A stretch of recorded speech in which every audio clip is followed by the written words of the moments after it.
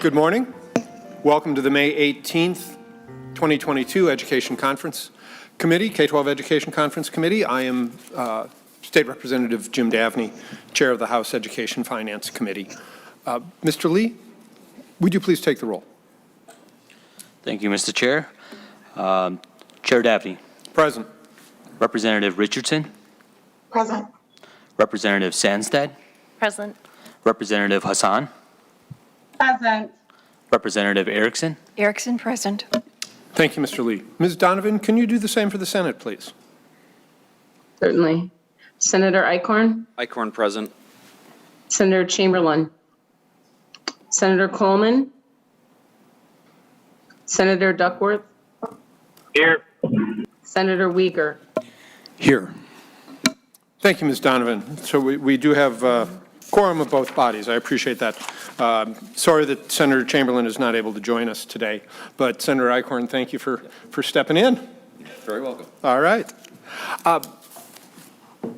It's good it's good to gather this morning for this work that the people of Minnesota have asked us to do, whether folks are here in person or virtually. I still marvel at the technology that allows for that. Senator Eichhorn is as chair today for the Senate conferees. The House appreciated receiving the Senate offer yesterday afternoon. We particularly appreciated seeing the Senate adopting the special education cross-subsidy as a shared priority. As I think you know, we've argued as the House that stepping up as the legislature to pay for what we tell districts to do is our first responsibility, and a place where we have seriously lagged for many years. The House has consistently led on this priority because students deserve to have access to the resources that they need to succeed. We think that's key to a Minnesota where everyone can thrive. One key difference that I hope the Senate will come towards the House on today is that we have also prioritized the English language learner cross-subsidy. This was also a priority of Senator Weber's. He carried the bill that Representative Herr discussed on Monday, I believe that was. Everything we can say about the importance of paying our bills regarding the special education cross-subsidy is also true of the English language learner cross-subsidy. And if we are actually serious about literacy, we need to be serious about the ELL cross-subsidy, because English is what that is all about. We have listened to students, parents, and school staff this year in the House, and we've heard one clear message. The kids are not all right. This isn't new. As we've explored in conference committee, it's been a concern for a number of years, and from time to time the legislature has stepped forward and provided additional resources for student well-being and mental health. But this concern about students' well-being is rising to a level that calls us to action now. Our dedicated money for school districts to hire more school support personnel of all types is key for meeting the mental health needs of our students. Their well-being and their mental health is key to their learning. It all fits together pieces of the puzzle. Senator Eichhorn and Senate conferees, the leadership expects us to have an agreement done today. I hope that it's this conference committee that is the group that is able to reach that agreement. It is all of us who've spent the past months listening to Minnesotans about their aspirations and concerns regarding our students and schools. The majority leader has not been in those hearings and meetings. The speaker has not been in those hearings and meetings. The governor has not been in those hearings and meetings. It's up to us, and I hope that we're able to reach consensus on a bill that reflects the voices we have heard from across the state. Senator Eichhorn, in order to assure that Senate conferees have a fuller appreciation of the House's latest proposal, I want to turn the meeting over to my conferees to touch on a few key highlights, the issues in our proposal that they have been working on, sometimes for years, where they have a depth of knowledge. Senator Eichhorn? Thank you, Mr. Chair. I think it would be helpful as well if we could have staff kind of do an deep dive of your offer so our conferees can fully understand what it is you're offering and we can digest it a little bit more.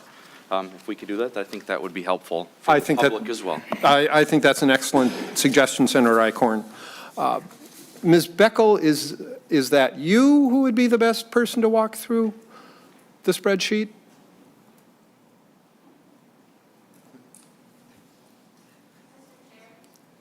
Ms. Beckel? Not well. Would you be able to come forward? That whole Zoom thing.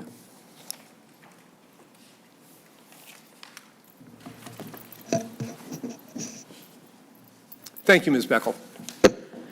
Yes, Mr. Chair, would you like me to go through all of the fiscal changes in the bill? I believe that's the request of the Senate, so please. Okay, please allow me to pull up the correct spreadsheet that will show those changes, and then I will share my screen.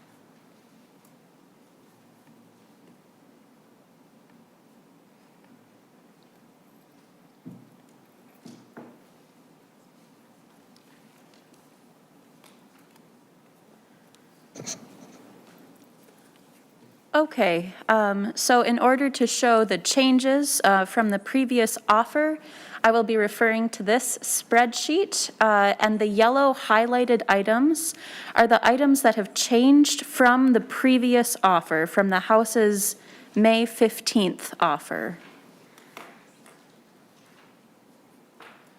All right, on line 8, expanding access to online learning, the House has come down to the Senate's position. Line 9, extended time revenue for students in residential programs, the House has come down to the Senate's position. Ms. Beckel? Yes. Could you instead walk us through the House changes spreadsheet updated 2022-05-17 at 9:34 p.m.? I think that's the document that has been distributed to members, Certainly. and I think that's a little bit more focused for the members and the public. So our offer sheet of yesterday.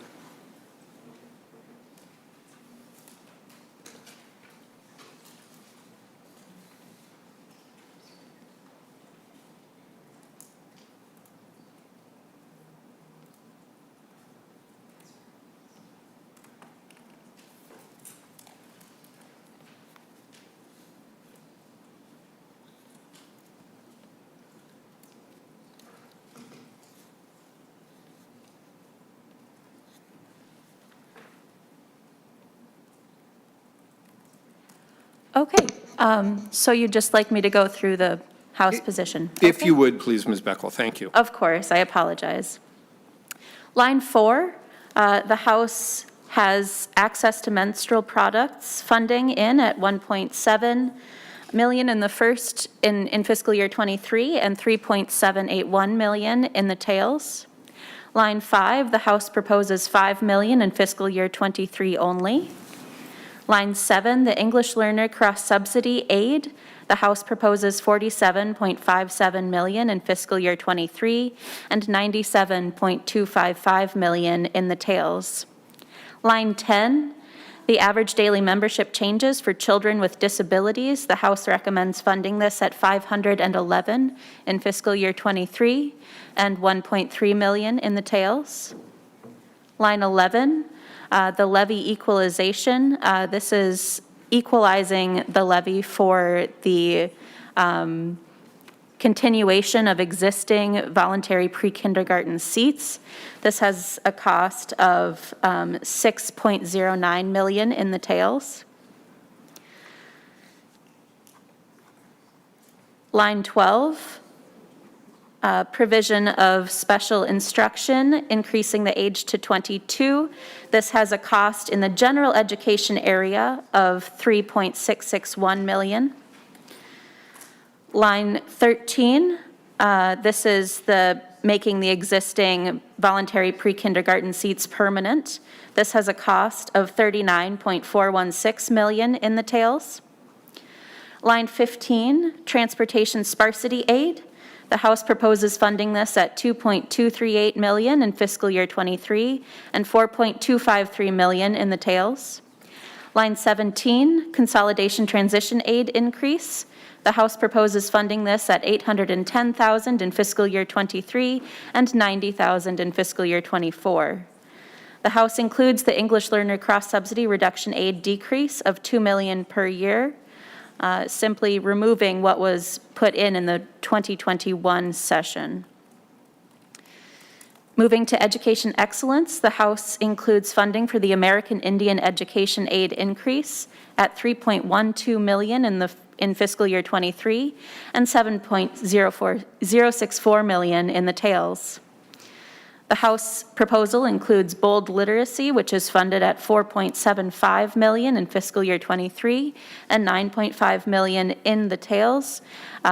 These proposals include letters, the Literacy Unit Administration, expanding literacy and dyslexia data collection, and the State Library Services. Line 30, the House proposes funding the Computer Science Blueprint at $20,000 per year. Ethnic Studies implementation. This has costs of $576,000 in fiscal year '23 and $925,000 in the tails. Line 34, Ethnic Studies School Grants. The House proposes funding this at $500,000 per year in the tails. Line 38, the Minnesota Association of Alternative Program STARS chapter. The House funds at $45,000 in fiscal year '23. Line 40, the Minnesota Math Corps program increase would be $500,000 each year of the tails. Line 41, the House proposal includes the multi-tiered systems of support. This has costs of $13.25 million in fiscal year '23 and $27.24 million in the tails. And this proposal includes appropriations for the Minnesota Department of Education, the regional centers and service cooperatives, districts, charters, and co-ops for implementation of the multi-tiered systems of support, another appropriation for letters, Building Assets Reducing Risks Center, Tribal State Relations for statewide implementation, and then an appropriation to the UMN Center for Applied Research and Educational Improvement. Line 48, the House proposes $1 million of spending in fiscal year '23 for Network for the Children of African Descent. Line 49 and 50, the House is just allowing extra flexibility for the Sana Foundation's appropriation from the previous session.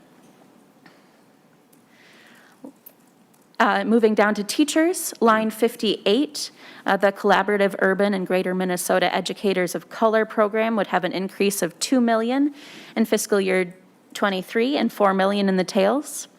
Line 60, the Grow Your Own increase would have costs of $25.509 million in fiscal year '23. And that is a change from the previous offer. And then in the tails, $24.23 million. Line 61, the Minnesota Science Teachers Association would receive $611,000 in fiscal year '23 only. Line 62, the non-exclusionary discipline training increase proposed is $5 million each year ongoing. Line 63, this is the 1%, the 61% of the special education due process preparation time appropriation. This is $18.23 million in fiscal year '23 and $16.832 million in fiscal years '24 and '25.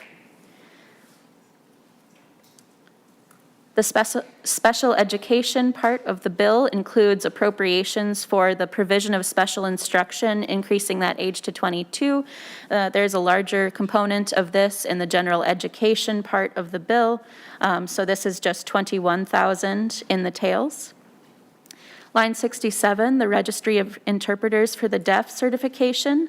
This would have costs of $580,000 in the tails only. Line 68, the special education cross-subsidy reduction aid increase. The House increased the amount it put toward this to $96.281 million in fiscal year '23 and $227.395 million in fiscal years '24 and '25. The special education due process prep time, this is the 39% of that appropriation, and that is $26.025 million in the tails. The House includes the long-term facilities maintenance aid increase of $14.4 million in the tails, as well as the health and safety items concerning mental health. Line 77, the Level 4 Mental Health Innovative Grant Program, the House funds this at $9 million per year. Line 78, mental health leads, the House funds this at $226,000 in fiscal year '23 and $602,000 in the tails.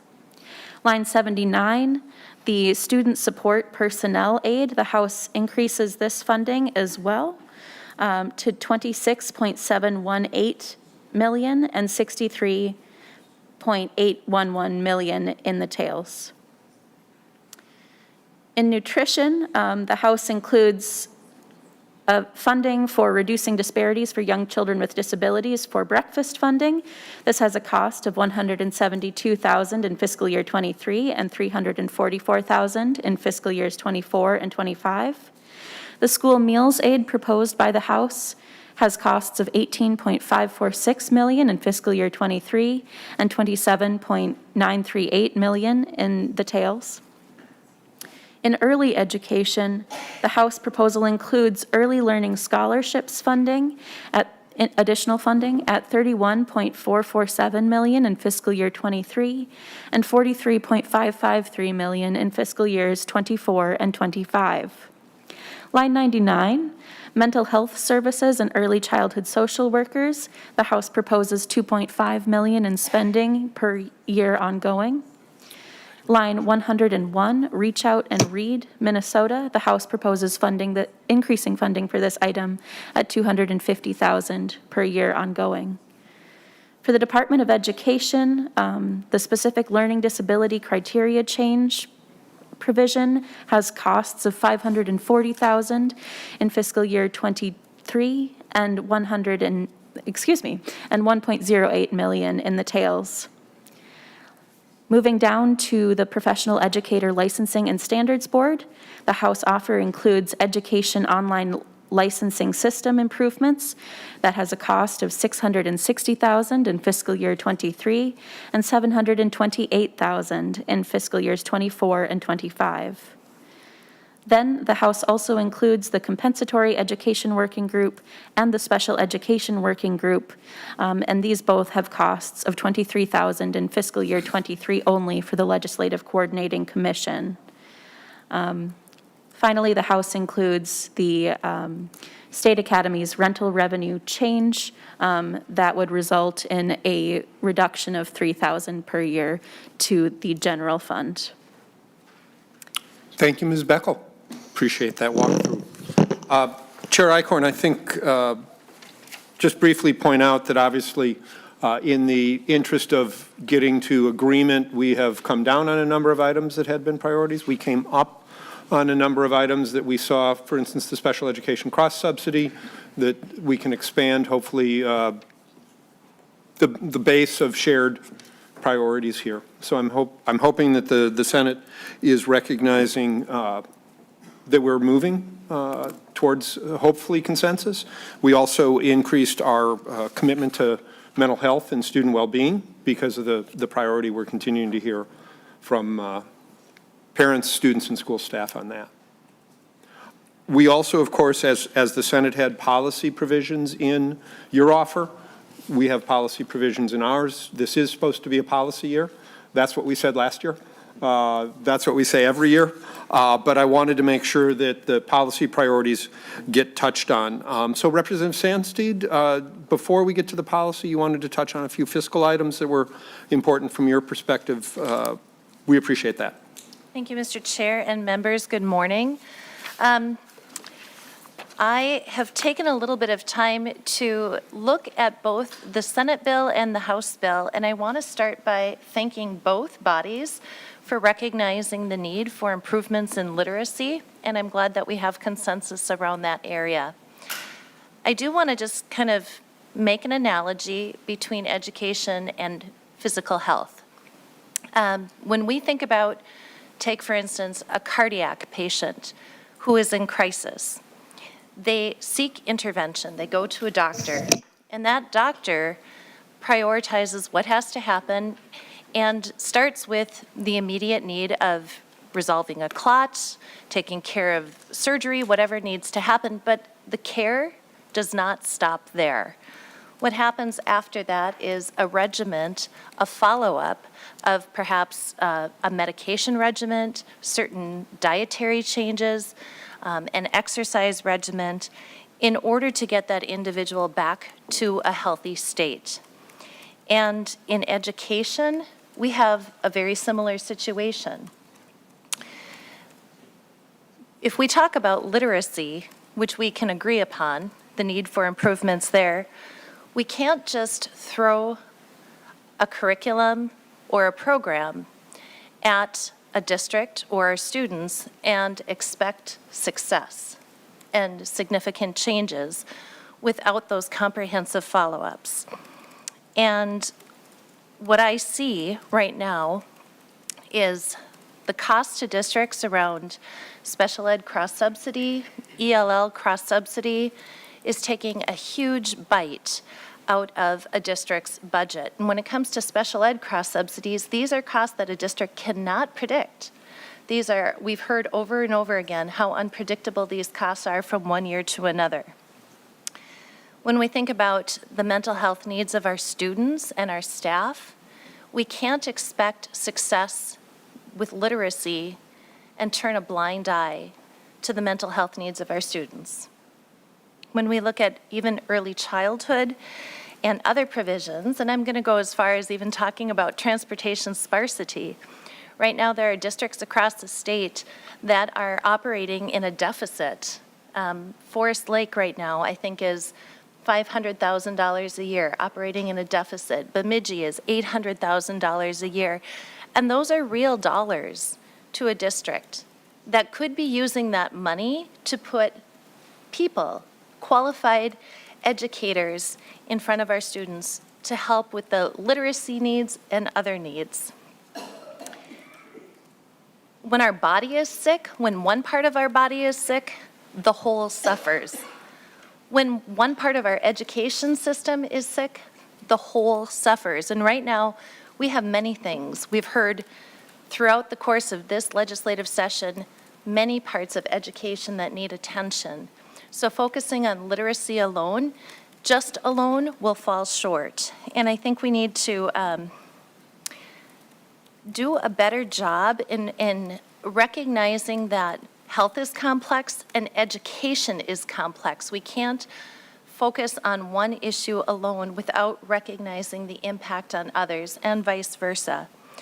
And I can say with authority, as an educator myself in the classroom, when a district is suffering financially, the academics will start to suffer as well, because they cannot put the proper adults in front of our students, whether it's supports, whether it's mental health workers or educators themselves.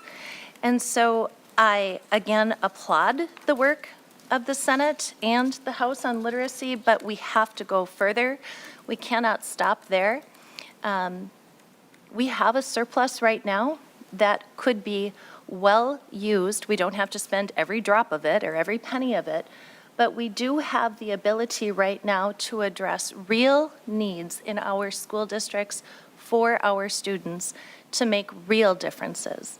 So I appreciate the work that we're doing. I hope that we can come up with a proposal that is far more comprehensive than what we've received to date, because isolating one issue alone is not going to solve the problem. Thank you, Mr. Chair. Thank you, Representative Sandstead. Got to watch out for elementary teachers. They're fierce. Representative Hassan. Morning, Mr. Chair, and members. I just want to take this time to uplift something that is near and dear to my heart. And anyone who has heard me talk about this in the last few years that I've been here, only been here, this is my 4th year, knows how I feel about this. It's the increasing the percentage of teachers of color and American Indian teachers in this final provision. Increasing teachers of color and American Indian teachers is crucial to addressing each of the concerns that the Conference Committee has discussed thus far. Reading, I know literacy has been a big thing that has been coming up on this. A larger scale of research study shows that the presence of at least one Black teacher in K through 5 is related to statistically significant higher test scores for Black elementary students reading. Special education, an abundance of research shows that the overrepresentation of Black students in the special education is a large part due to lack of Black teachers that leads to many students being misidentified and mislabeled. Families and students with special needs who are disproportionately families of color especially deserve more equitable access to diverse teachers who reflect on students' diversity, as the legislator stated, was needed when amending several statutes back in 2016. Persistent opportunity and achievement gaps. Research is clear that more racially and ethnically representative teaching force is more effective teaching force at closing the gaps, but much more needs to be done to diversify this profession. Student mental health, which has been what we have been talking about in the last 2 years. And just to note that I'm a mental health clinician, and mental health was a real issue before the pandemic crisis, and then the pandemic hit, and now it's a real crisis that we need to deal with and we can't turn away from. The students who have and are experiencing trauma and mental health challenge need adults who can relate to and they can trust. And increasing the percentage of teachers of color is crucial to meeting diverse students' mental health needs. Discipline disparities and solutions, not suspensions, which is something that Chair Richardson has talked about and has led the way. Black, brown, and indigenous students are disproportionately disciplined by teachers who don't represent their racial and ethnic backgrounds, and increasingly the percentage of teachers of color and American Indian teachers will improve the relationship and student engagement necessary to reducing discipline issues in classrooms and schools that are too often eventually lead to increased crime and expensive incarceration. ELL, English language and multilingual learners, having more teachers of various racial, ethnic, and linguistic background helps build linguistic bridges for multilingual students and their families to learn English. Increased investment made last year were very important, but only half of what's needed to move the needle and start increasing the percentage of teachers of color. Increasing teachers of color and American Indian teachers by just 1 percentage point requires a net gain of 630 additional TASI in the profession. At a current rate, with the current funding levels, it will take us approximately 50 years for all the students to have equitable access to diverse teachers who reflect on students' diversity. And as the legislator stated, shall be provided to students when amending several statutes in 2016. Important policy change that cost no money are needed to strengthen grant programs, maximize return on increased state investment, and increase accountability for districts to make systemic change that will close the gap and save money. They are based on extensive stakeholder feedback over many years and represent agreement of what's needed among a wide range of education and community stakeholder groups that don't always agree on other education issues. Increasing the percentage of teachers of color can address the overall teacher shortage. If students today had equitable access to diverse teachers, there would be approximately 22,000 BIPOC teachers. In Minnesota, there are fewer than 3,000. With that, Mr. Chair, I highly encourage people, both this House and the Senate, to adopt the policy provisions as well as to continue some of the funding that we really need to increase teachers of color. Thank you. Thank you, Representative Hassan. Chair Richardson. Thank you, Mr. Chair, for the opportunity to share some highlights, particularly related to policy. And I wanted to start with some issues that are just top of mind for me personally. Last night on the House floor, we held space and had a pretty emotional tribute to the 10 innocent people who were brutally killed and the 3 that were wounded in Buffalo, New York. And the reports and allegations that are coming out of that incident are really chilling. It's alleged that a suspect published a 180-page document that repeated a series of white supremacist ideologies and racist conspiracy theories as justification for a premeditated plan to search out as many Black people as possible and kill them. There's allegations he drove more than 200 miles to a place with a high Black population. There's reports that the N-word was visibly emblazoned on the barrel of the gun as he massacred people on film. And there's also allegations that he apologized to a white person for almost shooting them before moving on to attack Black shoppers in the store. When we talk about the impacts of racism and we talk about racism as a public health crisis, it's because we've watched Black people in our communities targeted for the color of their skin with deadly consequences in our lifetime. And this type of white supremacist hate has invaded our schools. And it's invaded our sports leagues as well here in Minnesota. In Minnesota, violent hate crimes are on the rise, and there are too many viral examples to name of students who have been targeted in our schools, on our sports teams, because of the color of their skin. In committee, we heard the heartbreaking testimony of a second grader who was targeted for the color of her skin and who was subjected to hateful speech. And she shared the devastating impact that that had on her personally as a second grader. These type of hate crimes, the experiences that our students are having in our classroom and on our sports teams, they're too numerous to name. But these actions are designed to send a message to the entire Black and Brown community that you're a target for the immutable characteristics of the color of your skin, that you're unwelcome, that you're not valued, that you're hated, that you and your loved ones are not safe for no other reason than the color of your skin. We cannot ignore the impacts of trauma related to racism. It's a contributor to our mental health crisis. It's a risk factor for suicidal ideation, a risk factor for death by suicide, and there's also links between racism and risk factors for substance use disorders.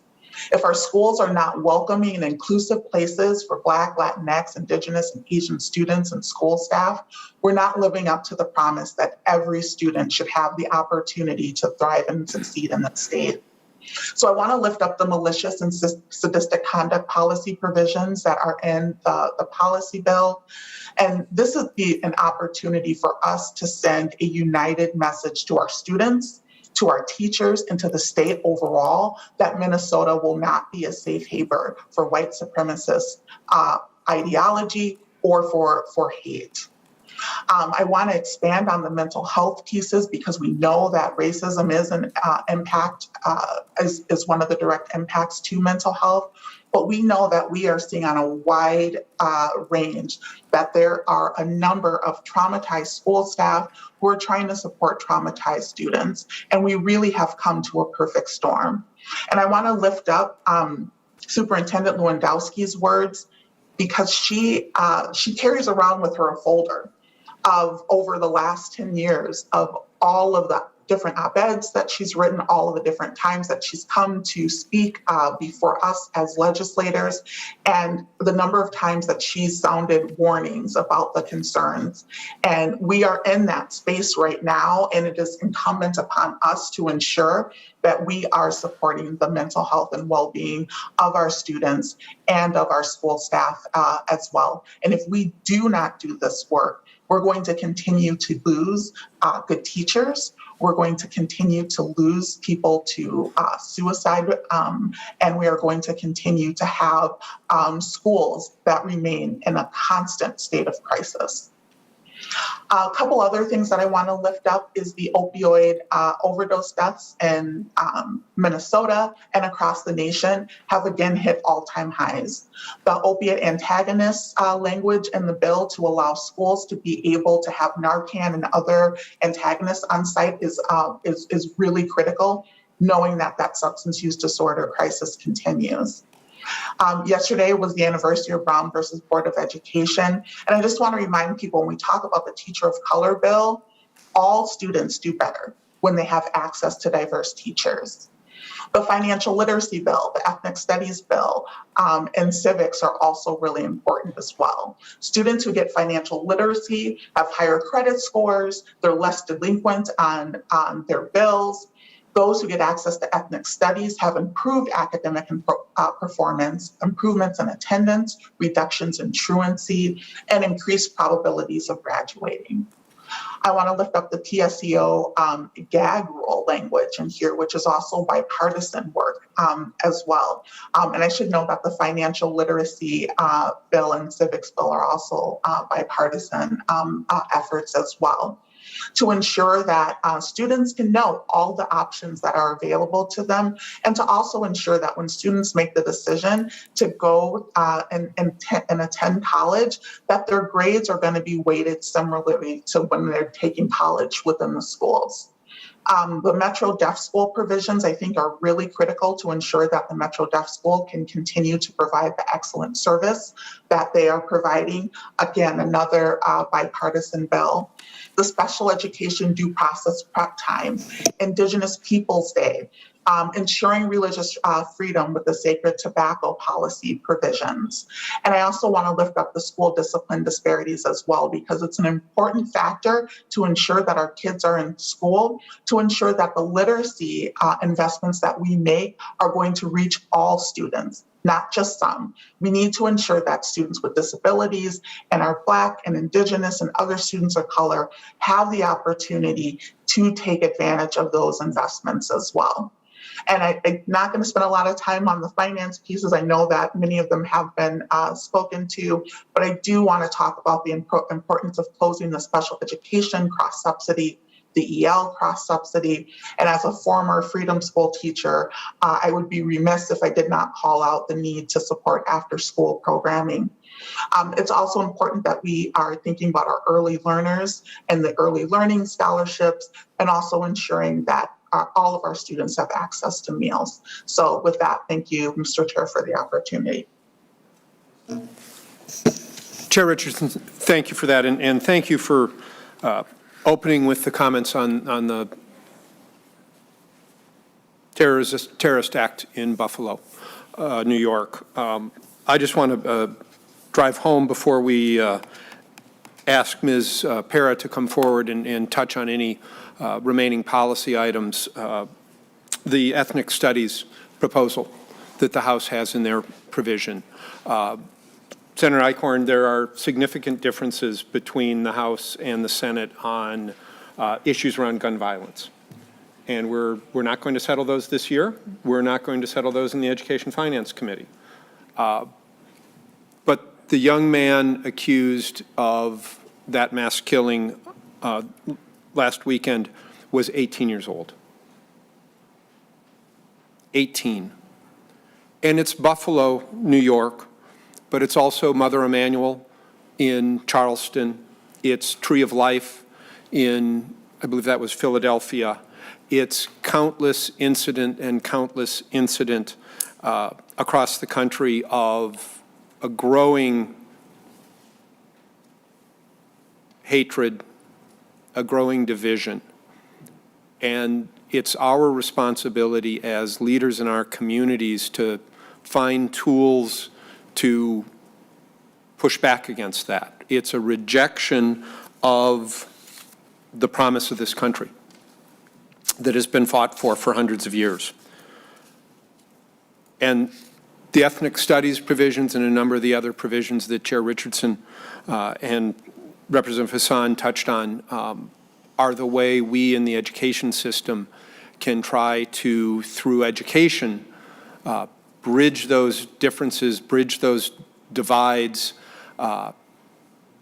and help to prevent further incidents such as we saw this last weekend and have seen growing over the years. So I urge the Senate to deeply consider those. Ms. Para, Chair Richardson did a remarkable job of,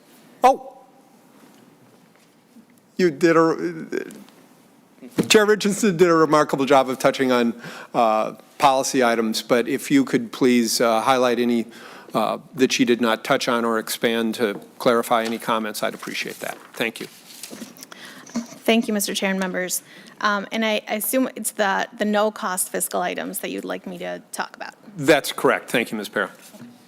Mr. Chair and members, the House offer includes the American Indian package, and that includes a number of provisions in Article 1, Sections 25 to 28, Article 2, Sections 1, 27, 53 to 65, 72, 74, and Article 3, Section 10.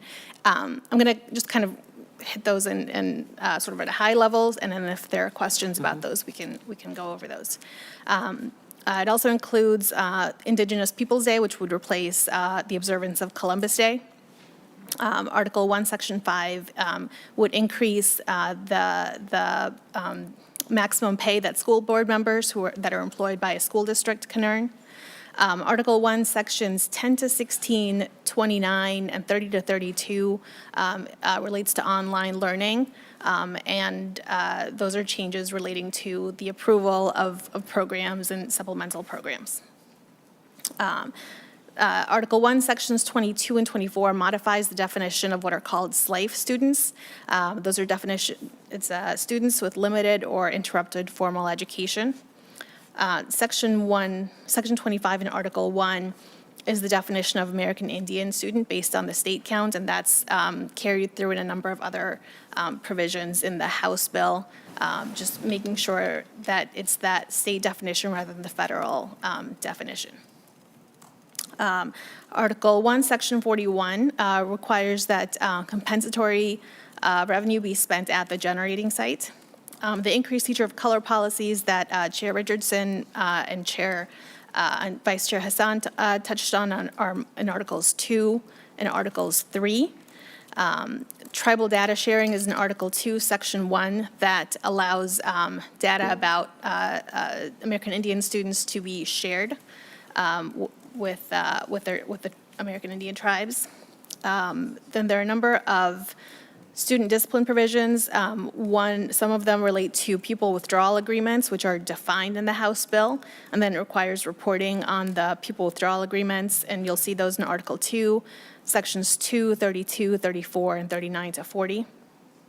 There are also several provisions relating to ethnic studies, and those are in Article 2. There's in Article 2, Section 3, Section 8, and Sections 10. Article 2, Section 7 relates to the Department of Education's authority to revise academic standards. Indigenous education for all is in Article 2, Section 8, paragraphs A and B. Physical education standards, delaying the implementation of new standards, Article 2, Section 8. And then in Article 2, Section 10, there are changes relating to personal finance, making that a requirement, and also instruction in civics. Article 2, Sections 14 and 44 is the recess language, limiting when recess can be taken away from a student as a form of punishment. Article 2, Section 23 removes above and below grade level questions on the MCAs. Article 2, Section 27 prohibits American Indian mascots. Article 2, Section 28 defines the multi-tiered systems of support. Article 2, Sections 29 to 31 modify definitions that are used in the Pupil Fair Dismissal Act. Those are definitions of dismissal, in and out of school suspension, and non-exclusionary disciplinary policies and practices. Article 2, Section 3 limits dismissal of students in kindergarten through grade 3. Article 2, Sections 34 to 38 and 40 to 43 contain a number of policies relating to non-exclusionary discipline generally requiring that it be used before a student is dismissed. Article 2, Sections 46 to 50 contains the changes to PSEO that Chair Richardson referenced, including removal of the gag rule. Article 2, Section 60 allows students to wear tribal regalia at graduation ceremonies. Article 2, Section 68 to 71. Currently, restrictive procedures are prohibited for students in special education, or when they are used, certain requirements must be met. These provisions broaden that to students that don't receive special education services. Article 2, Section 72 allows American Indian students to have sacred tobacco in school. Article 3, Section 5 requires mental illness training for school administrators. Article 3, Section 6 allows teachers that are Tier 1 teachers to be in the same bargaining unit as other teachers. Article 3, Sections 18 and 19 require remaining QComp funds to be spent on QComp purposes. Article 3, Section 25, sorry, 1 second here.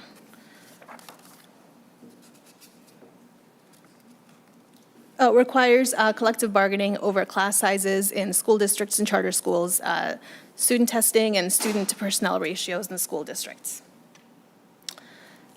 Article 4, Section 10, just that paragraph I, relates to admissions to the Metro Deaf School.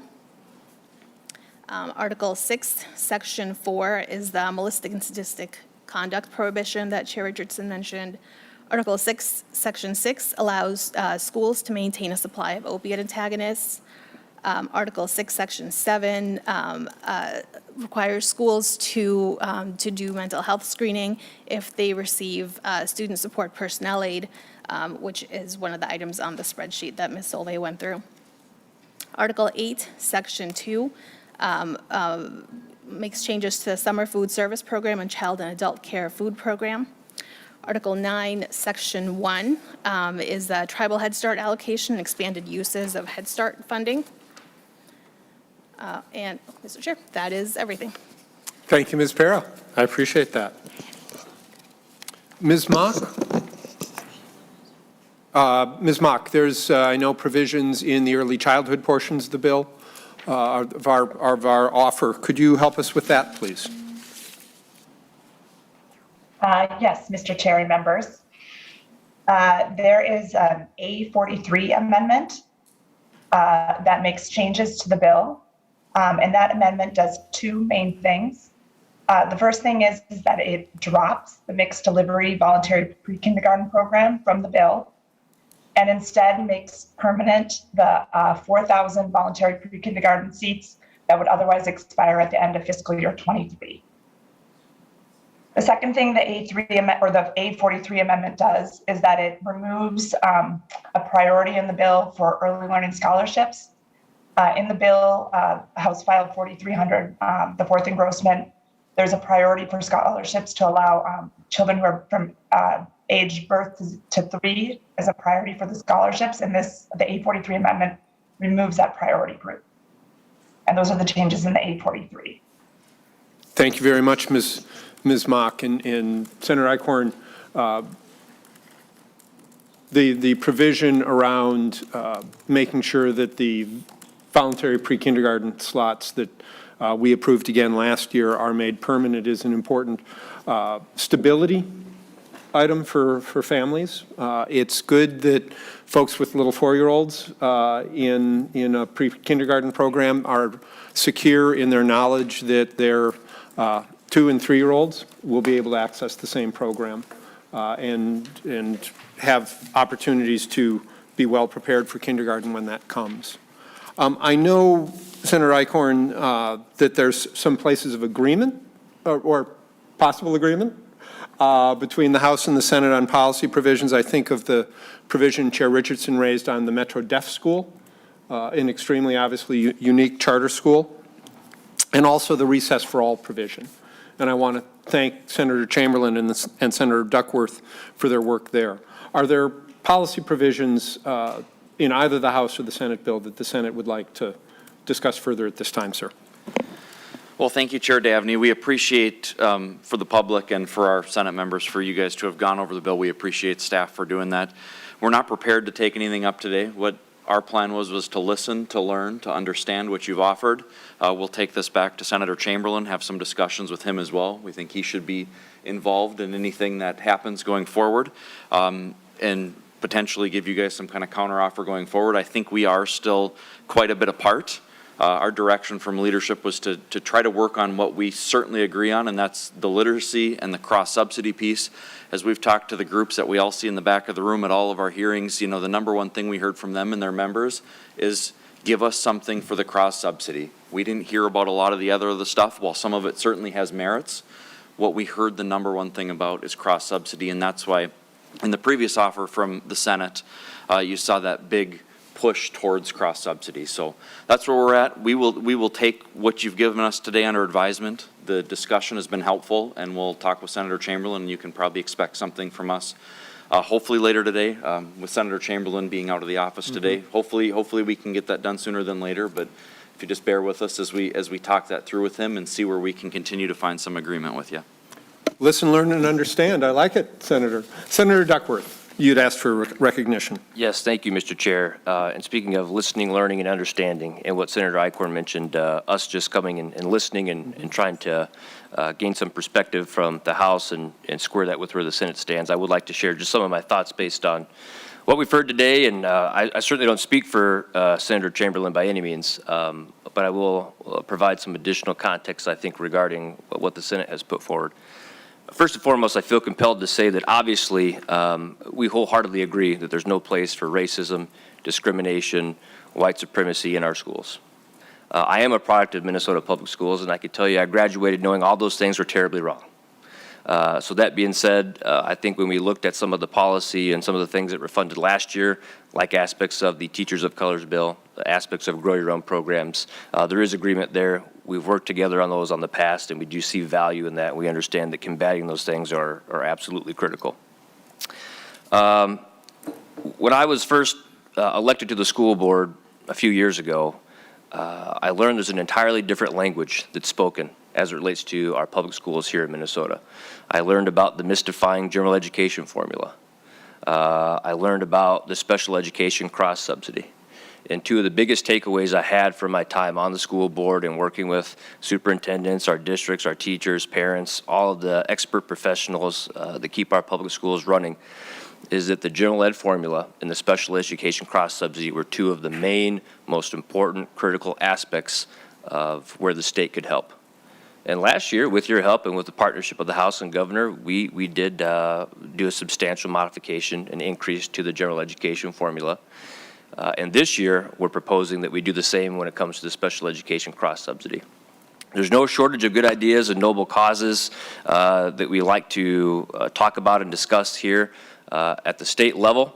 But what I can tell you is nobody knows their school districts better than those school boards, those superintendents, those teachers, those communities, and those parents. And so if we put a large focus in a substantial portion of this funding toward tackling the special education cross-subsidy, what that then allows our districts to do is figure out what other things they want to invest in now that they have those additional resources at their disposal. If we substantially increase the funding for the special education cross-subsidy, districts can then look at mental health, counselors, ELL, pre-K, early learning, after school, and best determine based on their specific district needs how they would like to address those and how they would like to assign or divert those resources in that funding. So I think that allowing them that ability is absolutely critical. As far as some of the policy and some of the additional mandates, like I mentioned before, many of them good causes, noble ideas, but I keep falling back to the state of our schools currently, and our teachers and our paraprofessionals and everybody that is working exhausting hours, long days, trying to figure out how we help many of our students get to where they need to be, especially after the last couple of years, whether it's right or wrong. They are doing everything they possibly can to help every student that's under their charge get to where they need to be academically. And to add more to their plate, to burden them with more policy and mandates at this time, I think would be doing them, we would be making their job a little bit more challenging. And we would be stretching them even thinner. So as well as intended some of those policies and mandates may be, for me it's an issue of timing, and it's just allowing our teachers and educators the freedom and flexibility to do what they do best, which is dive in, wrap their arms around our kids, and get them to where they need to be. I'll stick with the medical analogy. You know, if somebody is suffering from heart failure, a broken bone, lacerations, they're having trouble breathing, and they've got a few sprains, well, we wouldn't try to just fix all of those partially. What we would do is we would double down and focus on the most critical. And I think in this case, what we've heard from just about every stakeholder out there is the most critical thing we can do, the most meaningful thing, the most impactful thing we can do right now is look at that special education cross-subsidy. I think $950 million invested in that versus $300 million, or a 40% crack at the cross-subsidy versus 18% would be extremely, extremely meaningful for our districts and afford them that the freedom and flexibility with the resources they need to best meet the needs of the kids and families in their districts. So appreciate the conversation, the context today, the thought process behind where the House stands. Hopefully that gives you some context and let you know where we stand or why we're approaching it the way we are. And I'm confident and hopeful that when this is all said and done, especially if we focus on literacy and that special education cross-subsidy, we can walk away with something extremely meaningful and impactful for our districts. Thank you. Senator Eichhorn, thank you for that. And let me assure you that the House is not looking to burden schools and staff at this time. We are looking to provide them the resources they need to do exactly what you've described, wrap their hands around those kids who are walking in every morning and support them and teach them and help them to learn. So things like the mental health supports for both students and staff are key to a learning situation. And things like the English language learner cross-subsidy, everything you said about expanding locals' flexibility about the special education cross-subsidy is exactly true with the English language learner cross-subsidy.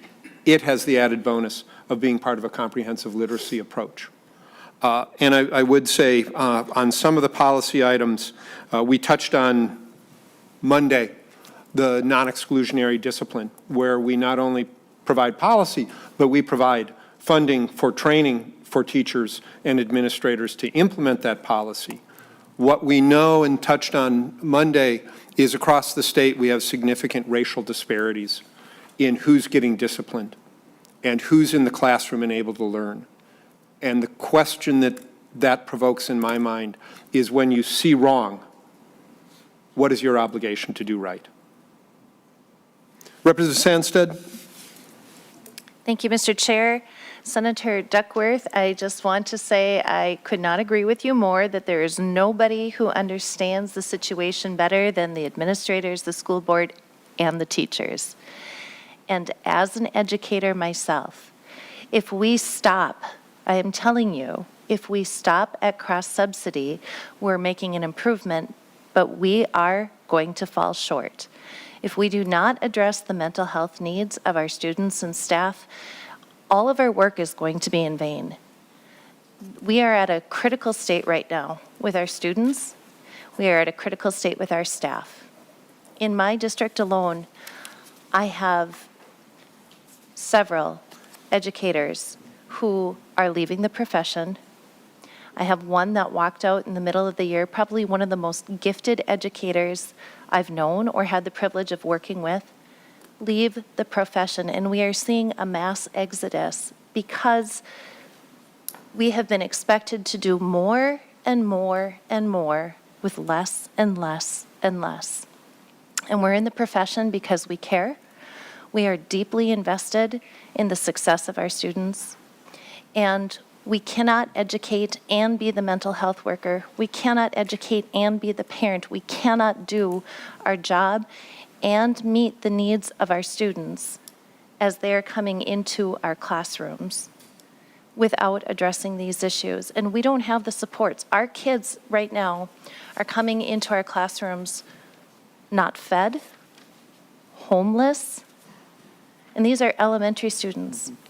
These are elementary students, not just, level 4 people or students. And we've heard the dire situations from our level 4 programs, our intermediaries, but it's the general public schools now too. So as I made the analogy in health, you're right.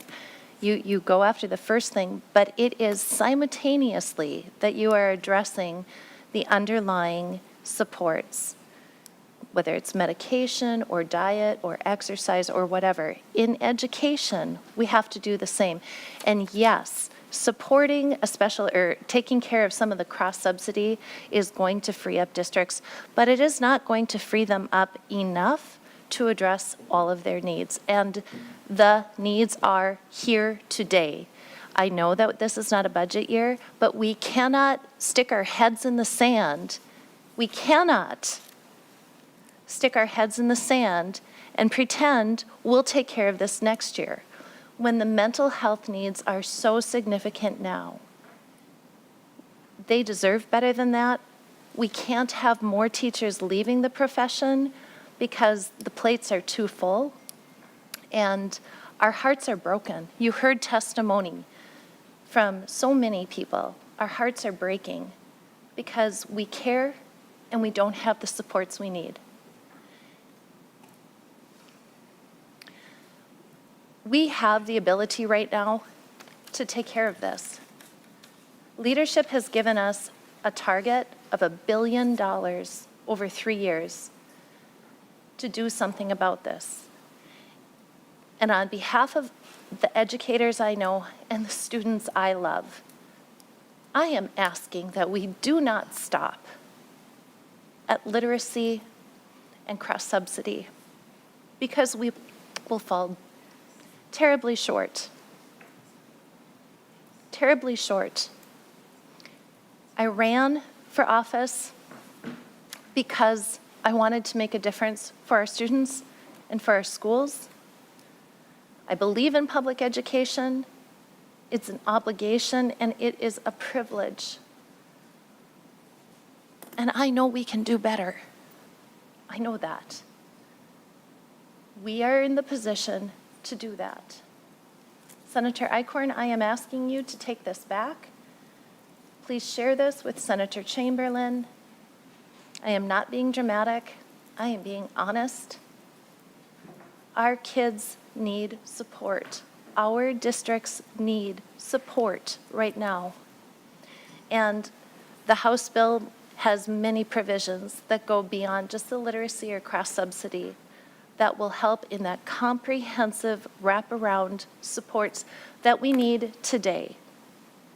In our home budgets, we build a budget, we budget for certain costs, and yet unexpected things come up. And when they come up, we have to address them. And that's where we are in public education. We have to address this. So I really implore you, humbly implore you, for our students and our teachers, go beyond what we see in the Senate bill right now, please. Thank you. Thank you, Representative Sandstead. Commissioner Mueller. Thank you. Is it working? No? Is that working? Can you hear me okay? Not well, no. Okay. Can you hear me better? There Okay. you go. Thank you, Eileen. And thank you. Well, thank you, Chair Dabney and members of the conference committee. Thank you very much for giving us the opportunity. I think that a couple of things that I have appreciated about what I've heard, not only throughout the testifiers, but also from this committee, is the recognition that we all come to the education committees with a sense of centering students, centering families, centering our educators, and doing what we believe is the right thing to meet the needs of our students, families, and educators. And so I just appreciate people's willingness to sit on the education committee and to dig into this work, because I believe it is some of the most important work that happens at the state level. I also know, I need to turn on my video, sorry. I also understand that, Senator Duckworth, to your point, I can say that as a high school social studies teacher, in my years in the classroom, the thing that I wanted to do most was to shut my door and just teach. Because I did not want the things that were happening necessarily at the district level or at the state level to be coming in necessarily to my classroom, and I totally get that. And we live in a space and time where we are at a delicate balance between what we want to have for local control and what we need to be able to have as a statewide expectation for all students across the state of Minnesota. Oh, sorry. So what we need to be able to have for all students across the state of Minnesota. And I think that that's the conversation that we're trying to have today is, what do we want for all students to know and to be able to do? What do we want all districts across the state, districts and charter schools across the state to have access to? And then where is the space and time appropriate for local control to make those local decisions? And so, we are at a place where we've had systemic issues. We know that in education, we have not funded appropriately in a number of places, and the state hasn't been able to do that. And quite frankly, neither has the federal government. And the state has been asked to pick up more because the federal government has not been able to do what they have said that they needed us to do. I think we can really clearly say that. And if we can take those, I think, in every step of the space and way. But what we know is that over the past couple of years, we have heard more and more about mental health. And it has been an ongoing concern for our students. It has been something that I think existed, I can say, like back when I was in school, but we didn't talk about it. And I think that there is a healthiness in what our students are willing to talk about, to share in their experiences, and to ensure that their own students are safe. When we had the opportunity to be at the school yesterday and we're visiting with second graders, I asked the question, what is the most important thing to you? The number one thing that Freddie said was, I want to be safe, and I want my friends to be safe. And a lot of that safety doesn't necessarily come in the buildings itself. It certainly can help in the reinforcement of our buildings, but it comes in the people, and it comes in the relationships, and it comes in the mental health supports and what we're providing in our classrooms. And so the very first time I had the chance this year to give testimony on was around mental health for Chair Davney, and it was the day after we had a catastrophic event. A student died at a school. And we know that, as we've heard from the testimony, that our level 4 programs are programs that have met the needs of students, are not the only level 4, are not the only programs that need mental health supports. We need to provide innovative grants, for sure, and we need to provide student support personnel. We need the people, because we have gotten to a point where we have oftentimes, instead of that student support personnel, we are involving law enforcement. And in some instances, that is the right choice, and in some instances, it is not. But we need to be able to expand our student support personnel. The cross subsidies, I think, are another place and space where we think about this, is that we know that when we talk about special education students and or specialized services in special education or EL, we are actually talking about general education students first and foremost. And so when we are short in the general education formula, and when we are short in the special education cross subsidy and in the EL cross subsidy, our students who need those services are actually shorted twice. And so because of that, our districts are having to make very difficult decisions about services that they're able to provide, not only to the students who need those services and supports, as mandated not only by the federal government but by the state, but also to ensure that what they are able to provide for every single student across their district changes. And that oftentimes comes in programming. It comes in the ability to have staff that are able and capable to be able to do that work in some of those expansions. And so that's where we have the opportunity to think about. So in addition to what our districts are able to do, what are some other ways that we can provide funding in grants and in programs that allow them to dabble to see if this is something that they want to bring into their district as a local control decision, or if they learn that this is not the choice for them. I think looking at meals and thinking about that is another really important piece. We know that districts often also, and I'm sure that you're, from your experience in your school board as well at times, is that you know that there are families who cannot pay, and they do not fill out the forms, And our students are the ones who suffer because their families either have not been able to or do not fill out the documents. And it is our schools who are then left holding that funding, because it is a very rare instance that you would actually go after a family to try to get that funding back. And we're putting that on the shoulders of our students. And what we need to recognize is that we can identify students without necessarily needing the forms, and to be able to meet the needs of them and their meals. We know the role that plays for them at the general level and what that means for their ability to be able to access education in academics, because their cognitive abilities are able to grow because they have been fed and they are not worrying about where their next meal comes. Which also means, as we think about that early learning component, and recognizing that when we're talking about things like literacy, we're talking about social emotional learning and growth. We are actually also talking about our youngest learners and access and the expansion of access. And so in some of the policy pieces, as well as in the budgetary pieces, ensuring that we can have those ongoing supports are incredibly important, because we know that early learning is a foundational place and space. It's why the state has invested in it for the last number of years. We have been leading in that, and our opportunity is to continue to lead in that work, which builds in, I think, that foundation of thinking about then literacy itself, which has been like the topic of the conversation we have done probably more than anything else, and is sometimes in the exclusion of some of those other important pieces. And I think that we agree in the literacy, that literacy is a foundational skill that every single student across the state of Minnesota needs to have. But we also believe that if we are going to ask our educators to do more, we're going to ask that they participate in the science of reading. We are going to ask that they get the professional development that can take up to 2 years for that professional development to take hold. Then we also need to provide the ongoing support, right? The ongoing support, meaning that they need to be not only trained, but then they need to have the coaching, because we also know that in best practices, that if you are not coached and you are not able to have that ongoing support, that it does not it's not implemented. It's in the implementation science, and that actually is incredibly clear.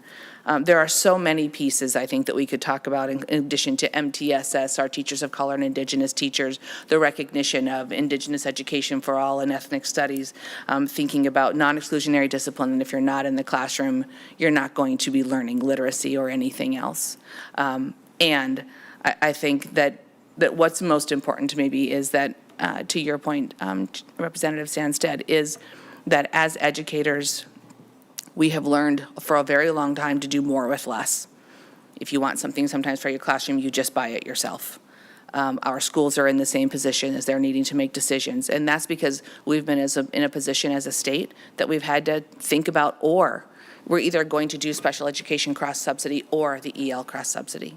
We are going to provide funding for early learning or mental health supports or literacy. And I think that it does not fall far from me to recognize that in the time that we actually probably need it more than ever before, we have the funding to be able to live in the beauty of and eliminate the tyranny of or.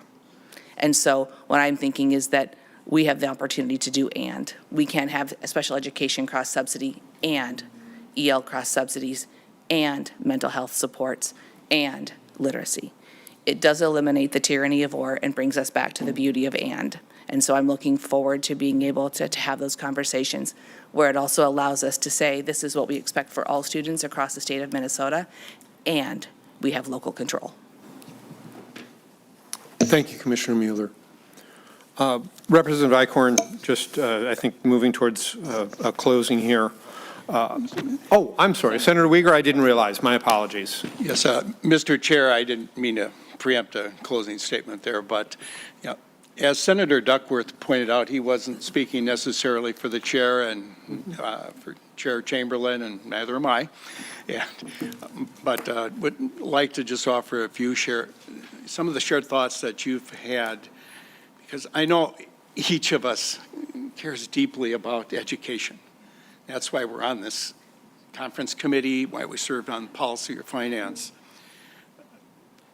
I commend Chair Chamberlain for setting, the high focus on literacy, for the training, for proficiency, and I commend the House as well for showing the connection between many other programs that will increase literacy.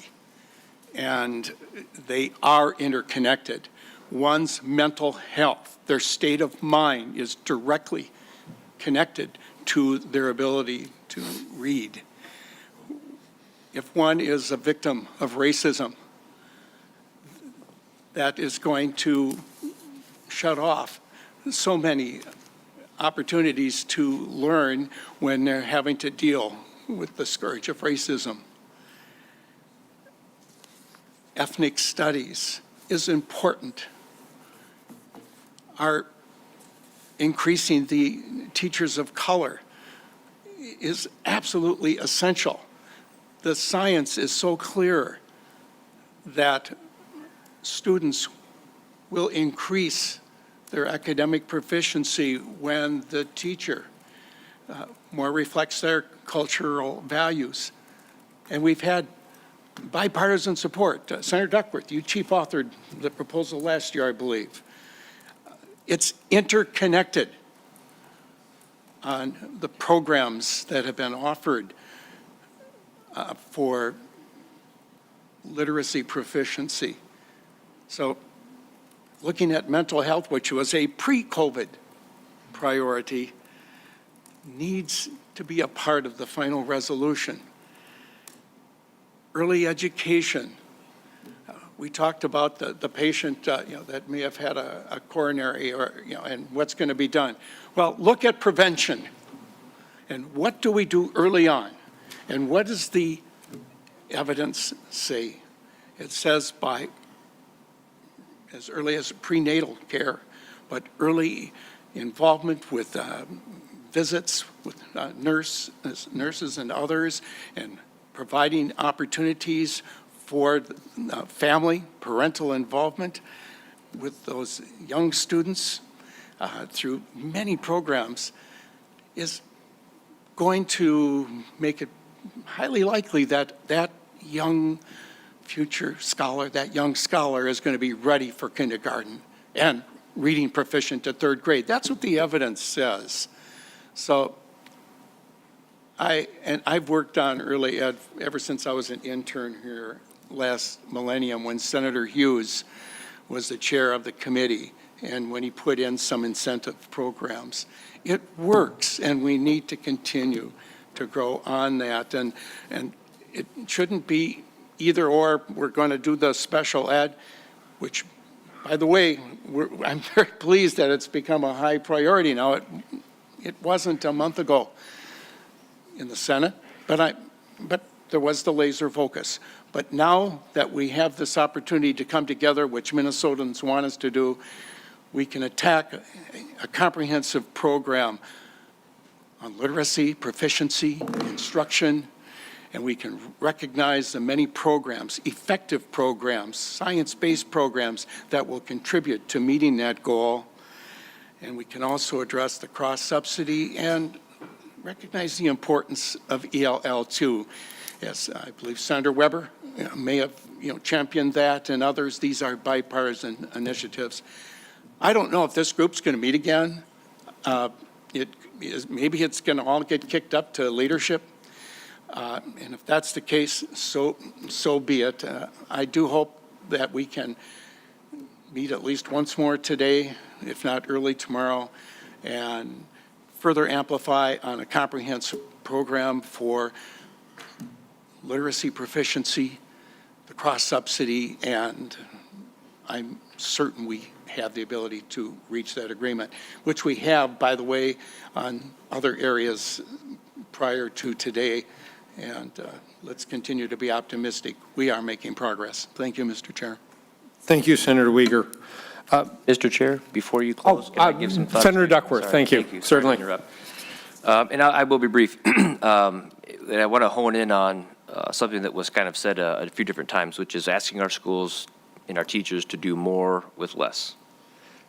I get that. I understand that. And when we look at the $1 billion agreed upon investment that we all have the opportunity to help our public schools with, I kind of view it as if we take that amount and we kind of chip away at it and we put some here and we put some there and a little bit goes here and some goes there, and we make those decisions at the state level, I wonder how much more impactful that would be. I wonder how much more that would alleviate the do more with less if we just took a vast preponderance, almost all of that funding, and just gave it directly to the school districts and said, you do what you need to do. We trust you at your level because your district is different than my district, different than your district. They all have different needs, mental health, early learning, various cross subsidies, et cetera. Why don't we just take about $950 million of the $1 billion, give it to our districts and say, do what you know you need to do to take care of our kids? I think we're all saying that in just a variety of different ways, and we have a different thought process of how to get there. But I could tell you, as somebody that's worked at the district level and as somebody that knows plenty of teachers that would just love to shut the door and focus on their kids, let's just give them the funding and let them decide how to do that. Thank you. Thank you, Senator. Senator, that's what the House proposes.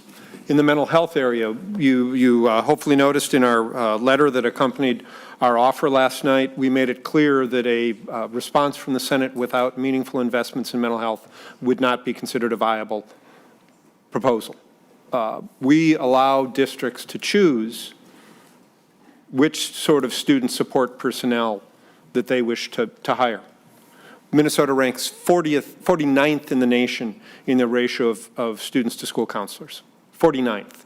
That's up from 50th, but that's not a point of comfort. We have been losing school nurses, school social workers who can help connect, not only work with students in the school, but connect them to community resources, are insufficient in our schools. It's our need as a legislature. Once we know something, we have an obligation to act and to lead. And the mental health proposals in the House bill include those level 4 programs across the state. We've heard powerful testimony from Independent District 287. What they had to say is true in every level 4 program across the state. And their ask for resources is something we should respond to. We have in the past, we can again. And we also recognize that challenges for children and families starts at the earliest ages. So include specific funding for early childhood social workers to work in that space. Absent those specific resources, we're not getting the job done. We see the need, we have the resources and the targets, and we need to take action now. Senator Eichhorn, the leadership has given us to the end of the day. And I am hopeful that we are the ones who are making the final decisions, as I said earlier. Yesterday, the Senate provided us an offer that was completed at 9:30 a.m. and was provided to us at 4 p.m. That sort of delay is not going to get this group to a decision, this group to a consensus, and this group to an agreement today. When can we expect an offer from the Senate that is responsive to the needs of students and families and school staff, responsive to the offer from the House, and moves us towards an agreement today? Well, we first heard about your offer this morning, so we're going to take some time to digest it, as said earlier. We'll certainly have conversations, and we'll do our best to get back to you as we can. I do hope that as we can is also as soon as possible. Given that, members, we are in recess to the call of the chair. Thank you.